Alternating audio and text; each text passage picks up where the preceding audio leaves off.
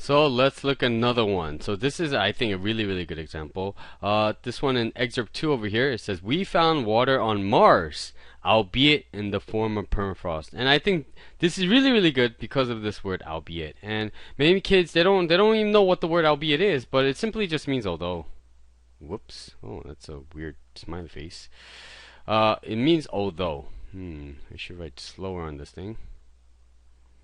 Okay, although.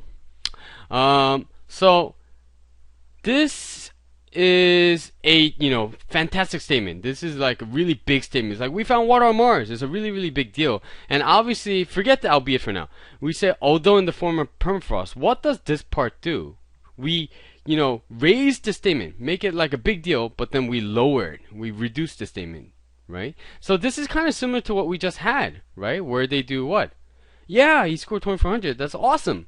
But it took him 10 years, right? It's going down. So it would be the same exact thing, and that's what they're asking about. Except this is just a different form of that question. They ask you again, right? They embed the word concession within the answer choices. But this would be the same thing. We just had this one, right?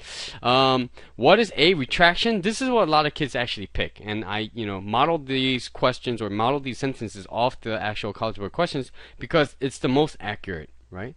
Retraction is not what you think it is, and kids think, it's right? So it's going back. So retraction means something going backwards, right? They're canceling. But retraction in this case means like you take back what you say. So newspapers very often print errors, and then they often print retractions on the very back where nobody reads them. That's why, if something did happen and they need to clear it up, nobody really follows up on that. So retraction would be a taking back of or cancellation of something that they wrote because they made a mistake.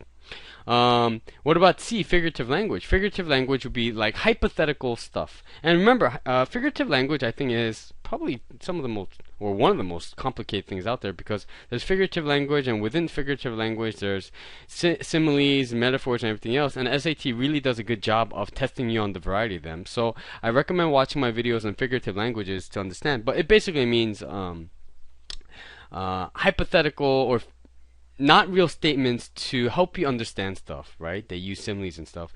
The opposite of figurative statement would be what? A literal statement, right? A literal language. So I could say, the teacher gave me 1,000,000 pages of homework. That really is not a literal statement. That's a figurative statement, and you're implying that what? Teacher gave you a lot of homework. But I hear people on TV, especially Fox News. I don't know if you guys know Fox News, but Fox News, there's this guy who constantly says the word literally all the time, and he's using it wrong. He says, this is literally a killer.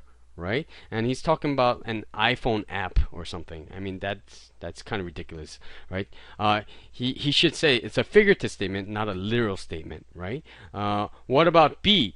Or D, sorry. D, we just learned about in a different video that's related to this.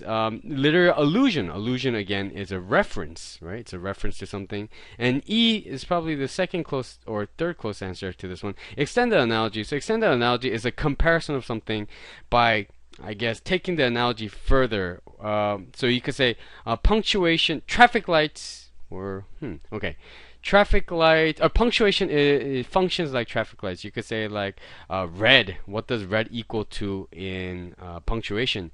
You could say it equals a period, because period is a full stop, or a comma equals a yellow light. I actually think there's a passage about that. But in any case, in this one, the answer to this question would be B again, right? This is just another way of doing a concession, right? But I'll explain. Sorry, I should have talked about this.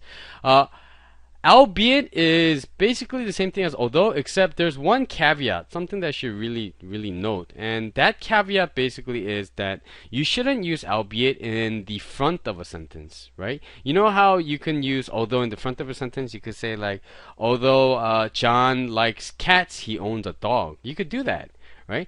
But you could do that backwards. You could say John owns a dog, although he likes cats, right? Because remember, that's an independent dependent clause, a whole nother lesson. But you can't do that with the word albeit. Albeit should always be in the back. So what I'm saying not to do is, don't do albeit John owns a dog, he likes cats. That does not work, okay? So please remember that. I don't want you making that mistake while you're writing your essays, okay?